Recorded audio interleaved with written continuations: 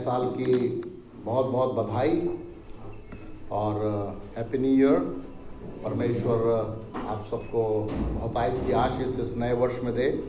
2025 आपके लिए बहुत अनुग्रह से भरा हुआ हो और परमेश्वर के करीब आप आएँ, परमेश्वर के काम को आप अपने जीवन में देख पाएँ, ये मैं चाहता हूँ। और परमेश्वर आपके साथ वैसा व्यवहार करे तो ये अच्छी बात होगी।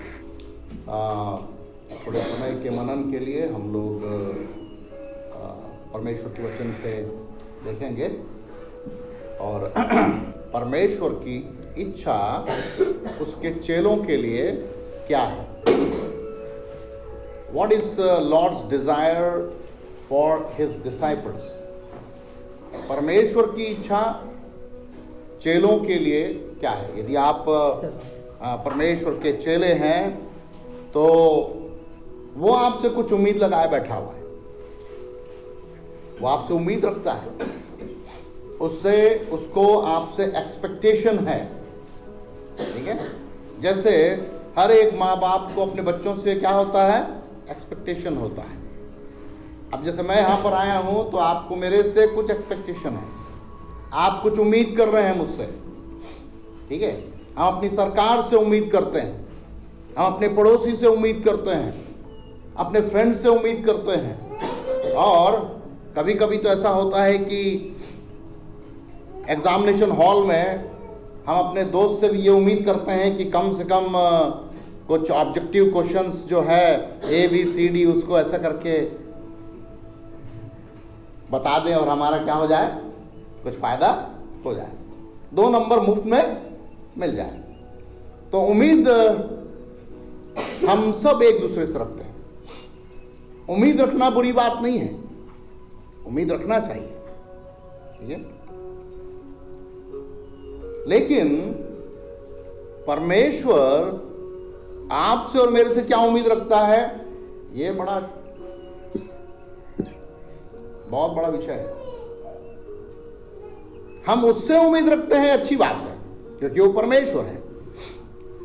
ठीक है, लेकिन वो परमेश्वर आपसे भी कुछ उम्मीद रखता है और वो चाहता है कि आप उसे दिन प्रतिदिन के जीवन में निभाएं। यदि आप उसको नहीं निभाएंगे तो आप परमेश्वर की उम्मीदों में खरे नहीं उतरेंगे। तो यदि आप उम्मीदों में खरे नहीं उतरे मतलब क्या हो गया, आप डिस्क्वालीफाई हो जाते हैं।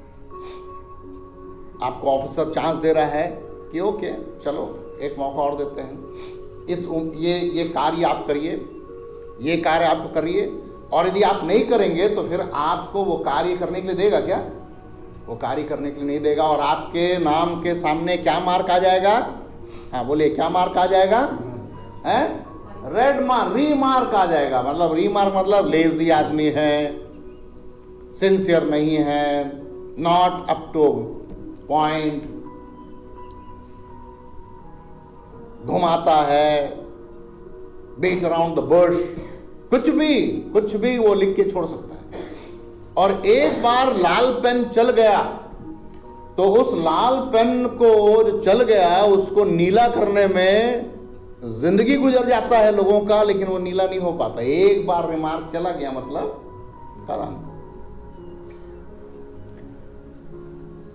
तो ये बहुत विचित्र एक टॉपिक है जिसको मैं आप लोगों के साथ आज डील करना जा रहा हूं, और वो है lord's desire for his disciples. आप से परमेश्वर को कुछ उम्मीद है, इस कलीसिया को उम्मीद है, आपके परिवार से वो उम्मीद रखता है, व्यक्तिगत जीवन से उम्मीद रखता है। क्या आप उस उम्मीद में खरे उतर रहे हो कि नहीं। अब ये नया वर्ष है, ठीक है, मैं 30 तारीख तक गुजरात और मुंबई में प्रचार कर रहा था। परमेश्वर वहां सेवा करने का मौका दिया। मैं दोपहर को घर पहुंचा 31 तारीख को, रात को एक संदेश दिया, और आज पहला दिन है और पहला दिन भी मैं एक संदेश आप लोगों के बीच में दे रहा हूं। और ये संदेश मैं आपको इसलिए दे रहा हूं कि साल भर 365 दिन, ठीक है, मेरे पास एक टी शर्ट है और उस टी शर्ट में लिखा है 365 अपॉर्चुनिटीज। क्या लिखा है? 365 अपॉर्चुनिटीज, मतलब 365 दिन आपके पास क्या है? आपके पास मौका है, आपके पास चांसेस है। वैसे ही 365 डेज इन योर लाइफ, आपके जीवन में परमेश्वर उम्मीद लगा के बैठा है कि being Elder you will do this, do such thing. आप एक प्राचीन होकर ये करेंगे, आप एक डिकन होकर ये करेंगे, आप एक इवेंजलिस्ट होकर ये करेंगे, आप एक गीतकार संगीतकार होकर ये करेंगे, आप महिला होकर ये करेंगे, आप बच्चे होकर ये करेंगे, आप बूढ़े होकर ये करेंगे। वो उम्मीद लगा के बैठा है। और हर एक से ऐसा मत समझिए अरे अरे अरे अरे ये सामने जो बैठते हैं ना उन्हीं लोग का काम है। ये दो जने ना, आधा सफेद आधा काला बाल वाले लोग का काम है। इन लोगों से प्रभु कुछ उम्मीद करता, हमसे नहीं करता। ये नहीं, परमेश्वर का उम्मीद हर एक विश्वास करने वाले से है। जितनों ने उसे ग्रहण किया उतनों को उसने अपना संतान होने का अधिकार दिया। यदि उसने आपको यह अधिकार दिया है तो फिर वो आपसे उम्मीद करता है। समझ में आया? और यदि आप इसको इस कान से सुनकर इस कान से निकाल देने की कोशिश में लग रहे हैं तो मैं आपको बता देना चाहता हूं कि 365 अपॉर्चुनिटीज या उम्मीद, उसमें यदि आप खरे नहीं उतरेंगे ना तो यू विल बी रिमार्क्ड। आपको क्या कर देंगे? रिमार्क लिखा जाएगा, रिमार्क लिख देगा परमेश्वर, आपके नाम के सामने रिमार्क डालेगा। वो क्या कह सकता है मालूम है? क्या कह सकता है? Insincere, not faithful, disobedient, arrogant, कुछ भी। यदि आप अपने जीवन को आज तौलते हैं, आज अपने जीवन को जरा सोच के देखते हैं तो आप मेरे को बताइए कि परमेश्वर आपके नाम के सामने कौन कौन से शब्द को लिख सकता है? क्या वो आपके लिए एक्सीलेंट लिख सकता है? एक्सीलेंट। क्या आपके लिए वेरी वेरी गुड लिख सकता है? क्या आपके लिए वेरी गुड लिख सकता है? क्या आपके लिए गुड लिख सकता है? मेरे को बताइए ना। जब हम छोटे थे, स्कूल में पढ़ते थे, तो हम लोग के पास कॉपी होती थी, टीचर कॉपी करेक्ट करके हमको वापस करती थी, तो हम लोग उसमें गुड, वेरी गुड, एक्सीलेंट टटोलते थे। तेरे को गुड कितना है? मेरे 4 है, मेरा 5 है। तेरा एक्सीलेंट कितना है? 2 है। तेरा? मेरा 1 है। वेरी वेरी गुड कितना है तेरा? वेरी वेरी गुड मेरे पास 5 है, तो मेरे पास 3 है। हाँ, तो तू गया काम से। और उसमें बड़प्पन महसूस करते थे, बहुत अच्छा फील करते थे कि देखो मेरे कॉपी में 3 एक्सीलेंट है, 4 वेरी वेरी गुड है और 4 वेरी गुड है और गुड 8 है। और बड़ा खुश होते थे। करते थे? आप लोग करते थे ऐसा? बच्चे लोग, आप लोग के साथ हुआ ऐसा? किया आप लोग? अब आप सोच कर देखिए, परमेश्वर भी रिमार्क करने वाला है। अब ये 2025 में आप प्रवेश कर लिए हैं, तो मैं कहता हूं हर एक दिन उस उम्मीद में खरे उतरने के लिए जीना। तो आज की रात आप एक रेजोल्यूशन ले सकते हैं, एक जो चेंज जो लगभग लोग हर 31 तारीख को 1 तारीख को करते हैं, तो आप एक चेंज ले सकते हैं, एक निर्णय ले सकते हैं परमेश्वर के वचन के अनुसार से कि परमेश्वर मैं तेरी उम्मीदों में खरा उतरना चाहता हूं, मैं तेरी इच्छाओं को पूरी करने के लिए तत्पर तैयार हूं। Not my will but your will be done, क्योंकि प्रभु यीशु मसीह ने यही कहा। कहां पर? गतसमनी की बारी में। याद रखिए आप, गतसमनी की बारी में उसने क्या कहा कि मेरी इच्छा नहीं लेकिन किसकी इच्छा पूरी हो। लेकिन आज हम विश्वासी लोग क्या कर रहे हैं? प्रभु का इच्छा कहीं भी जाने दो, मेरा इच्छा क्या होना चाहिए? पूरा होना चाहिए। मेरे को परमेश्वर की इच्छा से कोई लेना देना नहीं है। मेरे को किसकी इच्छा पूरी होनी चाहिए? मेरी इच्छा पूरी होनी चाहिए। लेकिन प्रभु यीशु मसीह ने जो प्रार्थना किया कि मेरी नहीं लेकिन तेरी इच्छा पूरी हो, तो वो परमेश्वर के डिजायर को, पिता के डिजायर को फुलफिल कर रहा है। और याद रखिए, देखिए मैं आपको बताना चाहता हूं, ज्यादा समय नहीं लगता है रिजल्ट आने में, ज्यादा समय नहीं लगता है। आप सोच रहे होंगे कि अरे बहुत लंबा प्रोसेस है। नहीं, जैसे ही प्रभु यीशु मसीह ने कहा कि मेरी नहीं लेकिन तेरी इच्छा पूरी हो, और मैं इस प्याले को चाहता हूं कि हट जाए, लेकिन यदि तेरी इच्छा है तो इस प्याले को मैं ले लेना चाहता हूं, और उसने ले लिया। फिर क्या किया? प्रभु यीशु मसीह मरकर जी उठा, स्वर्ग को गया, तो परमेश्वर पिता ने उसको क्या किया? क्या बोला कि कम ऑन, आजा और मेरे दाहिनी ओर बैठ जा। कैसे बैठ जा? खाली हाथ बैठाया क्या? कैसे बैठाया? जो महिमा परमेश्वर के पुत्र प्रभु यीशु मसीह त्याग करके हमारे लिए इंसान बना था, वो खोई हुई महिमा को परमेश्वर पिता उससे क्या करता है? वापस लौटाता है और अपने दाहिने बैठा देता है। अब आप कैलकुलेट करिए, गत्सेमनी की बारी, 3 दिन जी उठना, जी उठकर कितने दिन है? 40 दिन। फिर उसके बाद स्वर्ग। वहां पहुंचकर तो कितना, तो टोटल दिन हो गया? टोटल दिन नहीं, 40 दिन तो 3 दिन वो मरा, दफन वहां रहा ना, उसको भी काउंट करेंगे तो 40 और 3 43 दिन। और फिर वहां पहुंच, और उसको वहां पर पहुंचने के साथ क्या मिल गया? उसको जगह। जो भी परमेश्वर की इच्छाओं को मानकर चलता है ना, तो उसका रिजल्ट लॉन्ग अवेटेड नहीं होता है। बी केयरफुल, लॉन्ग अवेटेड नहीं है वो। और यही चीज को मैं आपको बताना चाहता हूं, ताकि आप खुश होकर परमेश्वर की इच्छा को पूरा करने वाले बने, क्योंकि रिजल्ट लॉन्ग अवेटेड नहीं है, कुछ ही दिन में हमको मिल जाता है। प्रभु यीशु मसीह ने वो कहा, और 40, 43, 45 दिन ज्यादा से ज्यादा आप पकड़ के चलिए, तो क्या हो गया? उसको परमेश्वर ने उसको सारा चीज लौटा, रिजल्ट मिलता है। परमेश्वर ऑनर करता है, स्वर्गदूतों से ताली पिटवाता है, गीत और संगीत का कार्यक्रम होता है, लोग झूमते और नाचते हैं, और वहां पर उसे वो position of place and position परमेश्वर पिता उसे देता है। यदि आप भी इस नए वर्ष में प्रवेश आपने कर लिया, और करके अपन को कितना घंटा भी हो गया?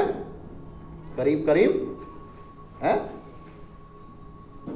20 घंटा हो गया। 4 घंटे के बाद अपन एक दिन भी पार कर लेंगे।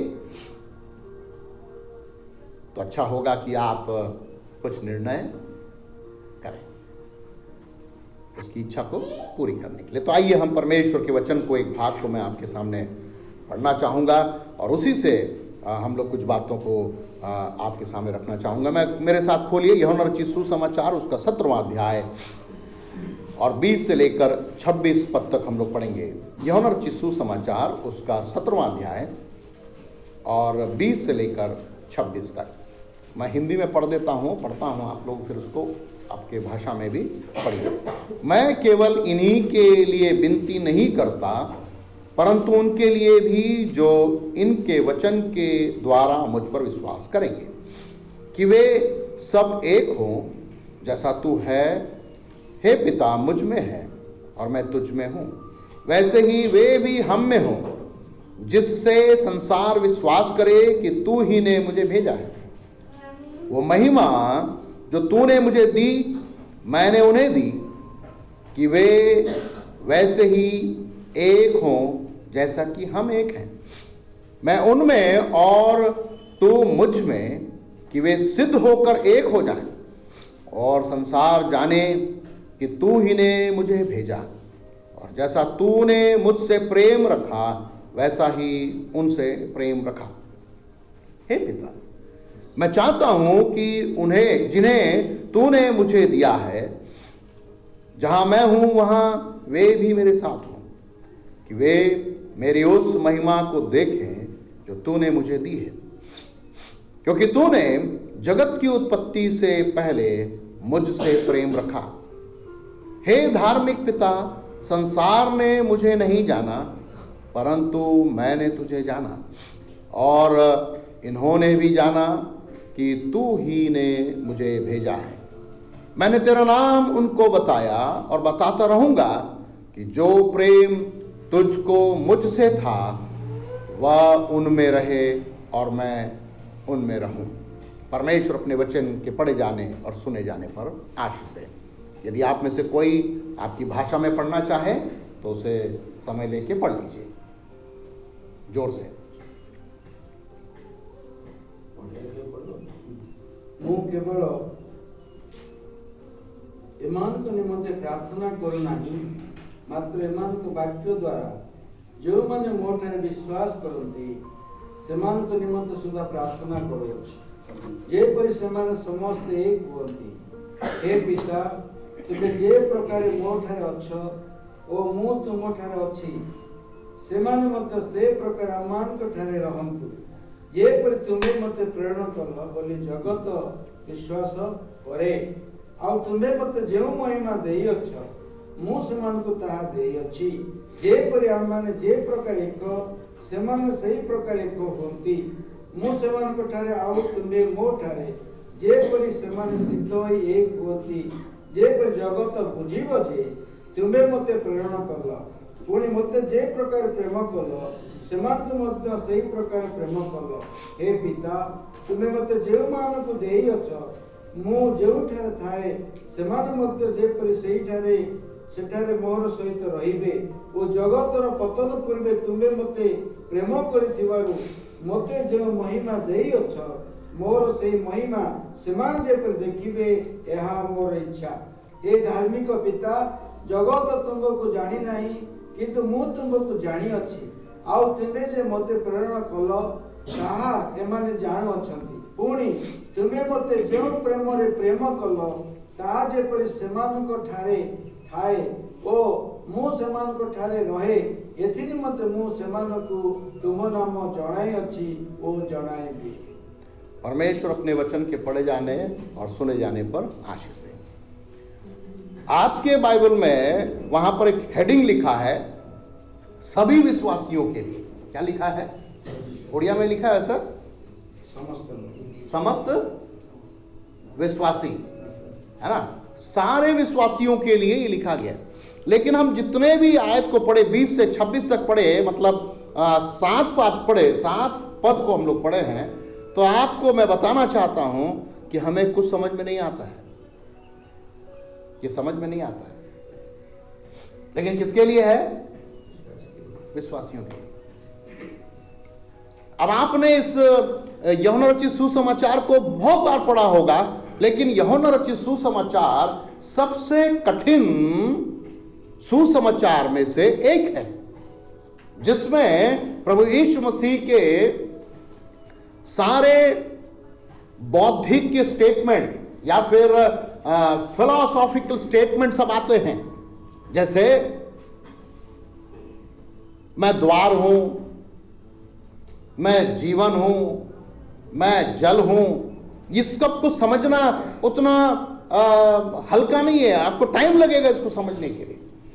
और पहला ही पद जो इसमें लिखा गया है यूहन्ना 1:1, आदि में वचन था, वचन परमेश्वर था, वचन परमेश्वर के साथ था। अब यही सब बातों को समझने में हमें बहुत टाइम लगता है, और मैं जानता हूं कि आपको ये भाग 7 आयत जो मैं पढ़ के अभी बताया, आपने अपने भाषा में पढ़ा, इसको समझना कठिन है।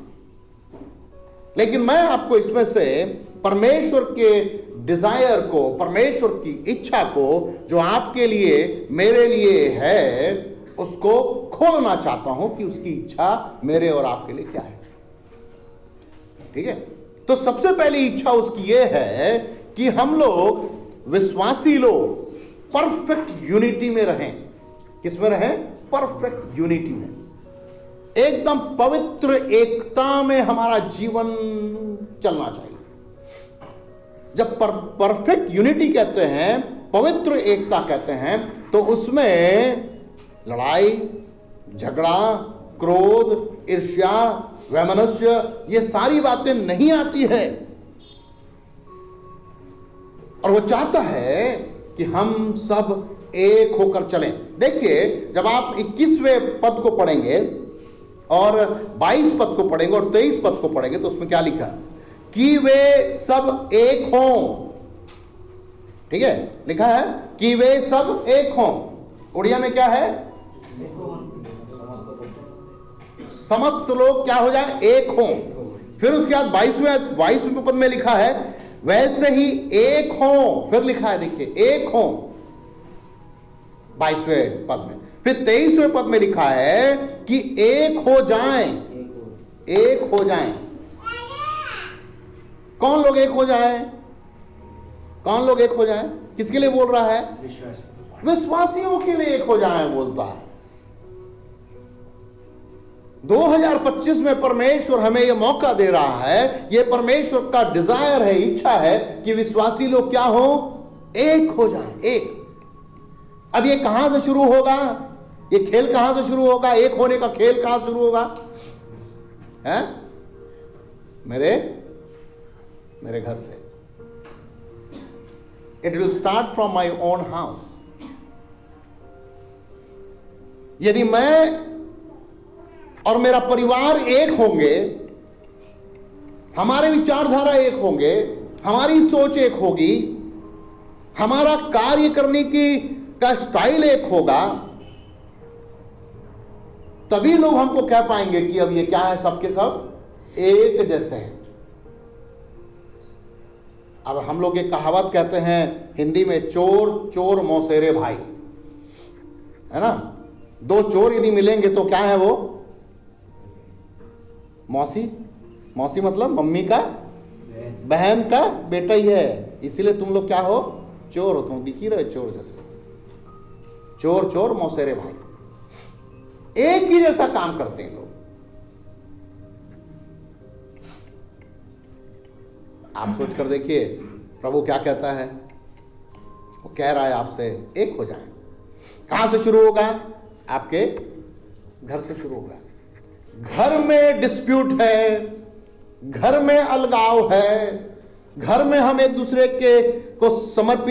के लिए समर्पित नहीं हैं, घर में हम क्षमा नहीं करते हैं, घर में हम अधीनता को स्वीकार नहीं करते हैं। यदि हम घर में नहीं हैं, स्वीकार कर रहे हैं, एक नहीं है, एक मन के नहीं हैं, एक चित्त के नहीं हैं, एक पैटर्न के नहीं हैं, तो क्या हम कलीसिया में आके ऐसा हो सकते हैं कि एक हो सकते हैं? क्या? कभी नहीं हो सकते।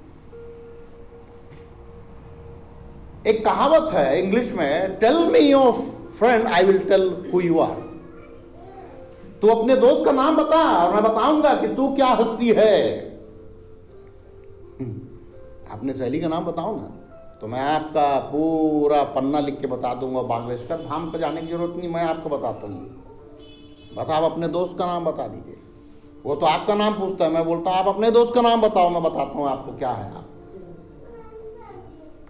Tell me your friends name, tell me your friend, I will tell who you are.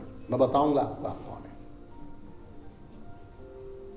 मेरे प्यारे भाइयों और बहनों, यदि हम अपने परिवार में एक नहीं हैं, अधीनता, एक दूसरे की अधीनता को स्वीकार नहीं करते हैं, एक दूसरे के प्रति आदर नहीं है, एक दूसरे को उठाने का मन नहीं है, एक दूसरे को क्षमा करने का मन नहीं है, तो हम कलीसिया में कभी भी एका नहीं देख सकते। आज कलीसिया क्यों बिगड़ जाता है, क्यों टूट जाता है, क्यों अभाव होता है कलीसिया के अंदर, क्यों लड़ाई झगड़े होते हैं? उसका मेन कारण क्या है कि हम दूसरों को अपने से अच्छा। फिलिपियों के पत्री में क्या लिखा है? Esteem better others better than yourself. क्या बोल रहा है? दूसरों से अपने आप को बड़ा करके देख, ऐसे ही बोला नहीं? क्या बोलता है? अरे दूसरों को अपने से बड़ा समझ,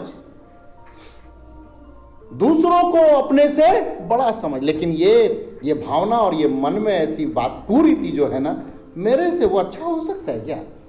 इम्पॉसिबल, वो हो ही नहीं सकता। फिलिपियों की पत्री में कहां है वो पद मालूम है आपको? एक दूसरे श्रेष्ठ मानो। हाँ, एक दूसरे को अपने से दूसरों को श्रेष्ठ मानो। Esteem others better than yourself. अपने से ज्यादा दूसरे को नहीं। भाई वो ज्यादा अच्छा है, वो बहन अच्छी है, वो भाई अच्छा बजाता है, वो बहन अच्छा गाती है, वो अच्छा है। लेकिन हम लोग वो दूसरों को अच्छा समझने के बदले,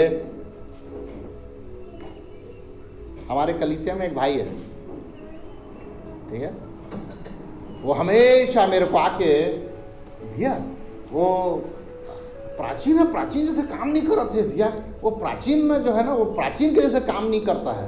बोला हाँ हाँ, फिलिपियों को 2:3 पढ़िए, पढ़ लीजिए। स्वार्थपरता अथवा असार कर्म हेतु किछि कर नाही, बरं नम्रचित्त होई प्रत्येक अन्य को अपना ठानु श्रेष्ठ मने करो। हाँ, क्या कर रहा है? दूसरों को श्रेष्ठ। अब ये प्राचीन ये भाई क्या बोलता है? भैया वो जो प्राचीन है ना, ठीक से काम नहीं करता है। तो मैं उसकी बात को क्या करते रहता हूँ, अच्छा है सर, हाँ ठीक है, समझाएंगे यार उसको, देखते हैं। लेकिन वो ये सोचता है मन में कि भैया उसको बोल दें कि आज से वो प्राचीन को बदल देंगे और हम तेरे को प्राचीन बना देंगे। एक्चुअली उसके मन में क्या है? उस प्राचीन के प्रति नफरत है, और वो उस पोस्ट में आना चाहता है, उस पोजीशन में आना चाहता है कि मेरे को वो पोजीशन।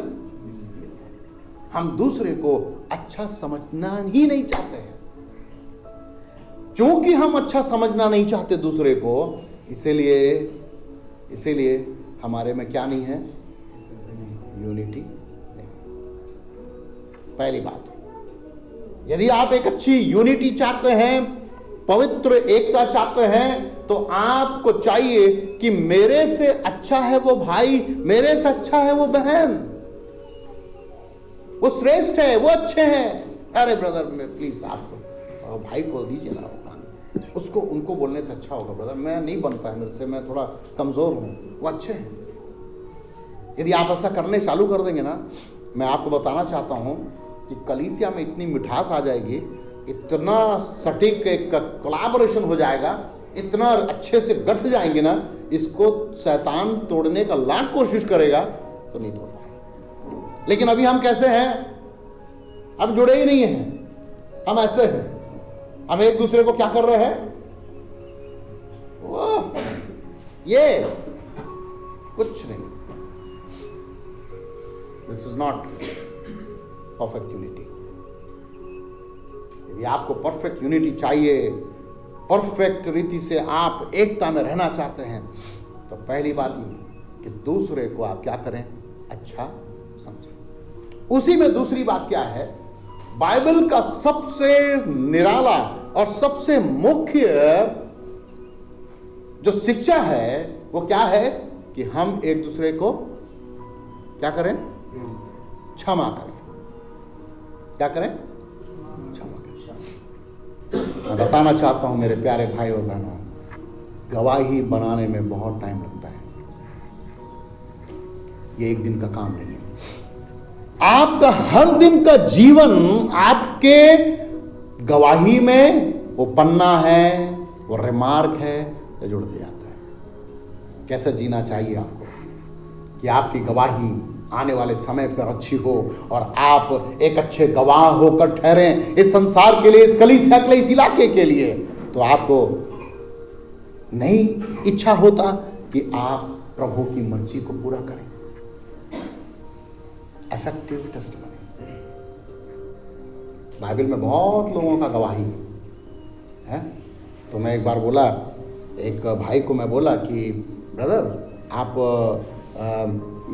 उस मीटिंग में मेरे को स्पीकर करके बोल रहे थे आने के लिए, तो मैं बोला ठीक है, एक भाई को आप ले लीजिए ना, एक और भाई को ले लीजिए और उनको भी बुला लीजिए, तो हम लोग दोनों जन मिलके वचन बांटेंगे। तो उन्होंने बोला कि ठीक है आप नाम सजेस्ट करिए। तो मैंने एक नाम सजेस्ट कर दिया। तो क्या बोले मालूम, नहीं ब्रदर उसको नहीं बुलाएंगे, वो गवाही नहीं है उस आदमी का। क्या लिए? उस आदमी का गवाही।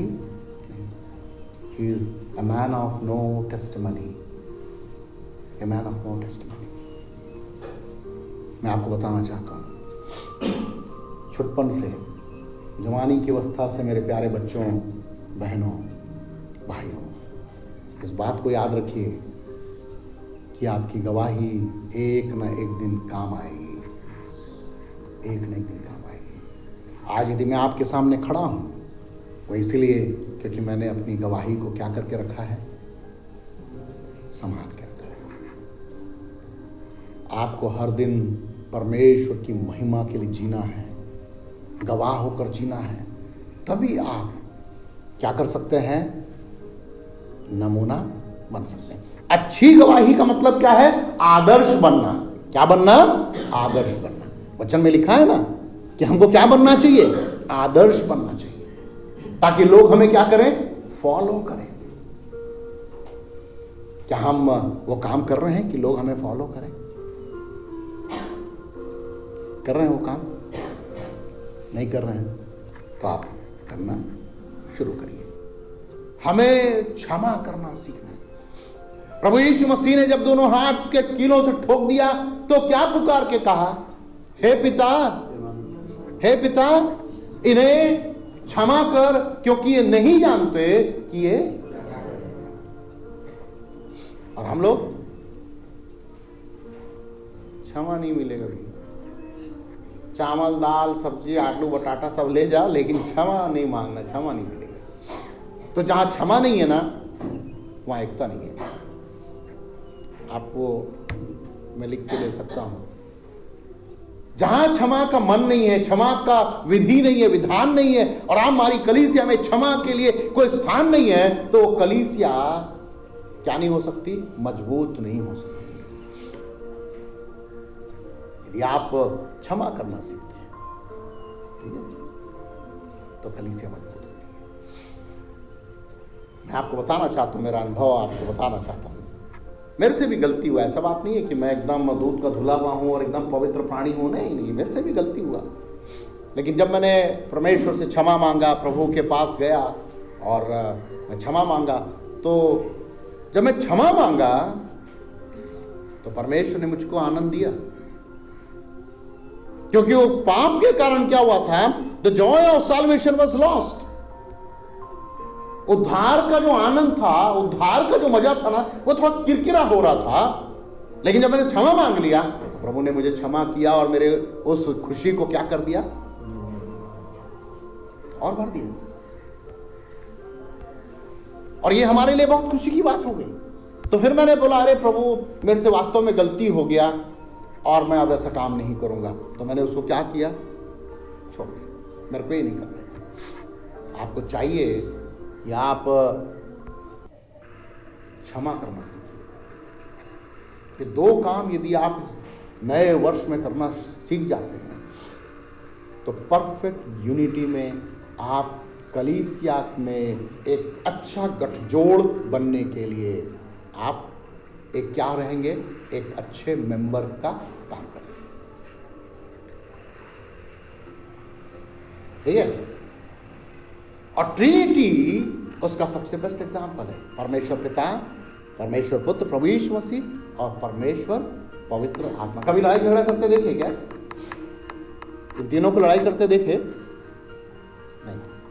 लड़ाई किए लोग? नहीं। कैसे काम किए? कैसे काम किए?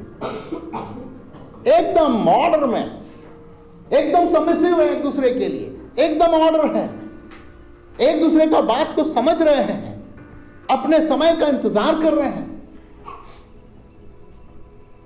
और जब मौका मिल रहा है तो उस काम को निभा रहे हैं। तो बैक बाइटिंग भी नहीं कर रहे हैं, अरे यार नहीं बन रहा तेरे से, तू छोड़, मैं बताता हूं तुझे, ऐसा नहीं।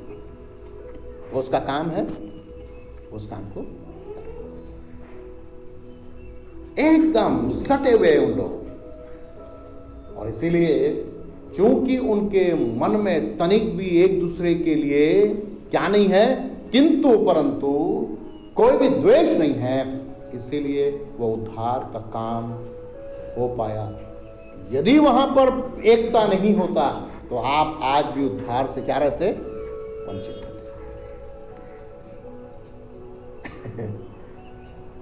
एकता के कारण उद्धार पाए हैं।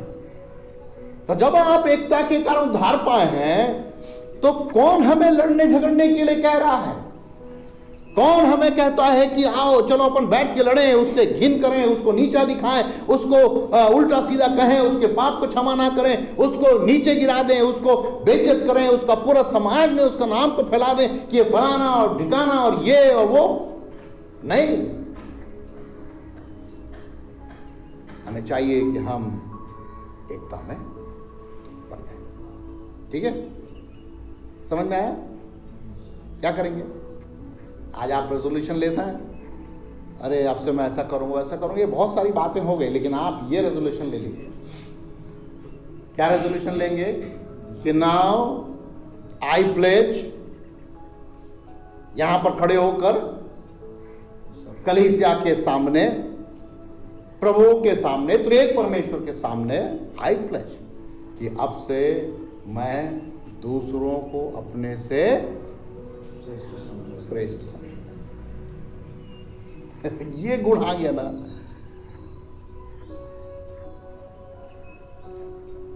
मजा आ जाएगा, कलीसिया मजबूत हो जाएगा। और यहीं पर हम मात खा रहे हैं, यहीं पर शैतान घुस कर क्या करता है, हमें बरगला देता है। ठीक है, चलिए दूसरी बात मैं आपके सामने रखना चाहता हूं। वो दूसरी बात है इफेक्टिव टेस्टिमनी। पहला क्या है, परफेक्ट यूनिटी। दूसरा बात है इफेक्टिव टेस्टिमनी, और पाया जाता है 21 का बी पार्ट में। ठीक है, बी पार्ट, 21 का बी पार्ट। तो क्या लिखा उसमें, जैसा तू है पिता मुझ में है और मैं तुझ में हूं, वैसे ही वे भी हम में हो, जिससे संसार विश्वास करे कि तू ही ने मुझे भेजा है, तू ही ने मुझे भेजा है। क्या कहता है वचन, क्या कहता है, इफेक्टिव टेस्टिमनी, तू ही ने मुझे भेजा है। किसने भेजा है?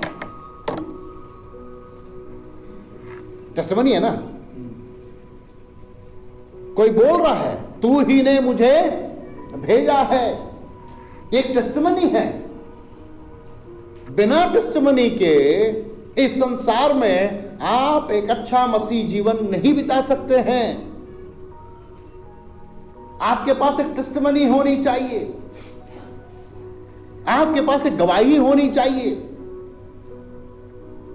और गवाही के लिए आपको दिन रात क्या करना पड़ेगा, मेहनत करना पड़ेगा।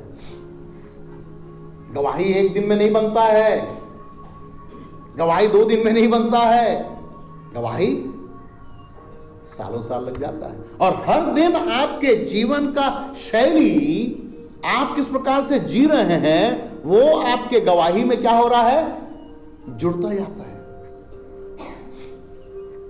अब जैसे मैं यहां पर आया, ठीक है, और भाई साहब बोले कि अरे उतना दूर से गाड़ी चलाकर इन लोग आए, यस, एक गवाही है, वो एक गवाही है। थर्ड पॉइंट ये है, उसमें ग्लोरियस इंटीमेसी लिखिए, आप लिख लीजिए, लिखना चाहेंगे तो ग्लोरियस इंटीमेसी, घनिष्ठता, ग्लोरियस महिमामय घनिष्ठता। ठीक है, एकदम इंटीमेट हो जाना। इंटीमेट हो जाना है मतलब इंटीमेट, करीब हो, खुल जाना, खुल जाना, ओपन, कोई उसमें पर्दा नहीं है।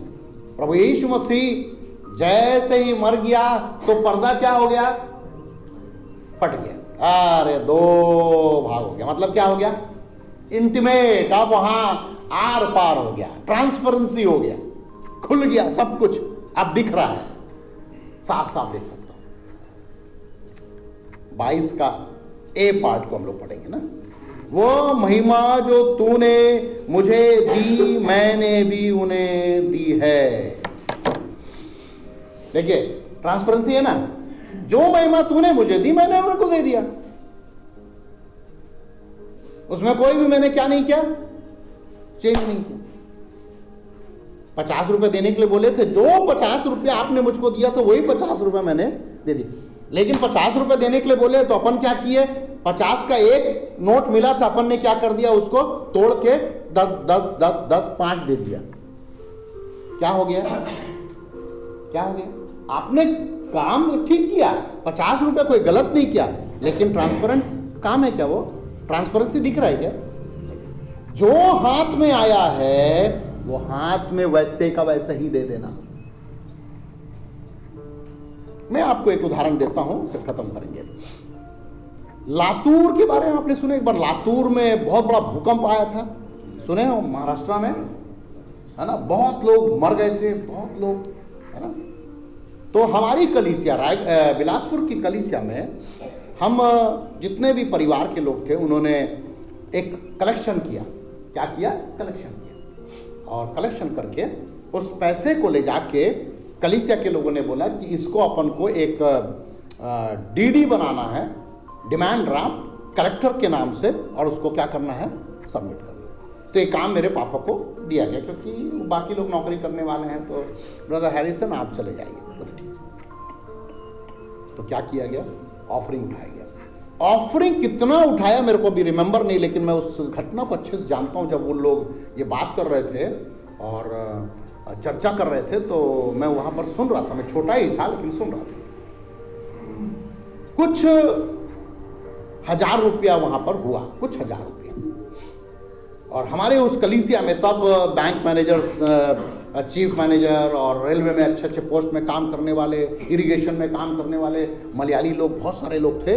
तो अच्छे अच्छे पोस्ट में काम कर रहे थे, तो पैसा उनके लिए बड़ी चीज नहीं थी, सबने दिल लगाकर दिया। और गरीब लोग भी थे, उन्होंने भी दिया। तो टोटल रकम जो हुआ, कुछ 1000 रुपया, आखिरी में आया 15 पैसा। और उस समय में 5 पैसा 10 पैसा भी चलता था, लोग दान में वो भी डालते थे। तो उसको लेके जब गए तो बोले कि नहीं, इसको आप ये 15 पैसा हटा लीजिए ना सर, ये 15 पैसा मत करिए, इसका कोई वैल्यू नहीं है। हमारे पापा जी बोले नहीं, ये 15 पैसा भी हमारे चर्च में लोगों ने क्या किया है, दान दिया। मान लीजिए उस 15 पैसा को जिसने 15 ही पैसा दिया है और आप बोल रहे हो उसको अलग कर दो, तो उसको आशीष कहां मिलेगा? नहीं नहीं, ये 15 पैसा जाना चाहिए। That is called transparency.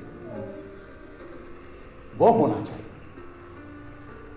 उसको कहते हैं खुलापन, उसको कहते हैं खुलापन।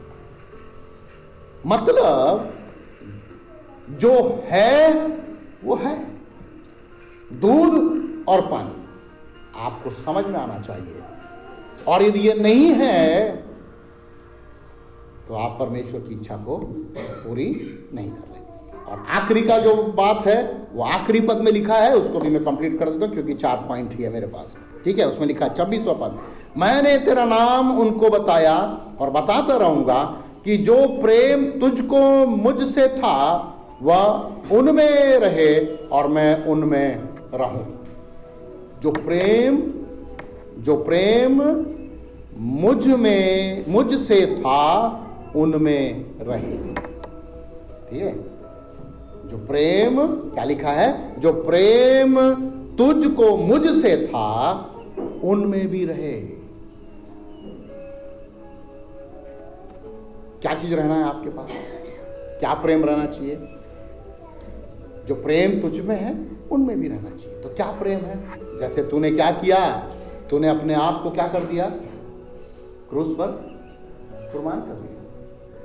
कि gave himself for all of us, हमारे लिए उसने अपने आप को बलिदान कर दिया। तो हम लोग भी क्या करें, क्या करें, हम भी दे दें। कैसा दे दें? लोग क्या बोलते हैं मालूम, देना है, दशवांश देना है। दशवांश नया नियम का कोई टीचिंग नहीं है क्या? नहीं। आज भी कई पास्टर लोग बोलते हैं ये दशवांश, ये परिवार दशवांश देता है, परिवार अच्छा है, परिवार से हमारे कलीसिया में एक नंबर आदमी है, दशवांश लाता है, पैसा लाता है, ये कर नहीं। दशवांश का कोई सवाल ही पैदा नहीं। उसने दिया, आपको भी देना। क्या देना है? दशवांश देना है। दशवांश से भी ज्यादा आपको देना चाहिए, क्योंकि उसने अपने प्राण को दिया। तो आपसे तो प्राण मांग नहीं रहा है, तो कम से कम जो है वो हम क्या करें? प्रभु के लिए। मैंने अपने बच्चों को सिखाया, आप रुपया कितना भी कमाओ, 50% परमेश्वर का होना है। कितना? 50। 20,000 रुपये कमाओगे, 10,000 रुपया कहाँ आ जाना चाहिए? चर्च में आ जाना चाहिए। 1 लाख रुपए कमाओगे तो कितना आ जाना चाहिए? और 50,000 में काम करिए। सिखा दिया मैंने। लेकिन अभी हम लोग क्या करते हैं? हम ज्यादा अपने लिए रखते हैं और कम। इस साल ऐसा ना हो, हम बढ़ाएं। उसने अपना प्राण हमारे लिए दिया, तो हम भी कोशिश करें कि परमेश्वर के लिए कुछ बढ़ा दें। 4 बातें। कौन कौन सा बात? पहला बात, हाँ बोलिए, perfect unity. Second, effective testimony. तीसरा, ग्लोरियस इंटीमेसी। और चौथा, नहीं चौथा फॉरगिव अदर्स नहीं है, चैरिटी। चौथा चैरिटी। प्रभु आप मदद करें, इन 4 बातों को आप अपने जीवन में लागू करें और कलीसिया को मजबूत करने के लिए एक अच्छा इंसान बनकर इस संसार में रहें। परमेश्वर आपको आशीष दे। Thank you very much.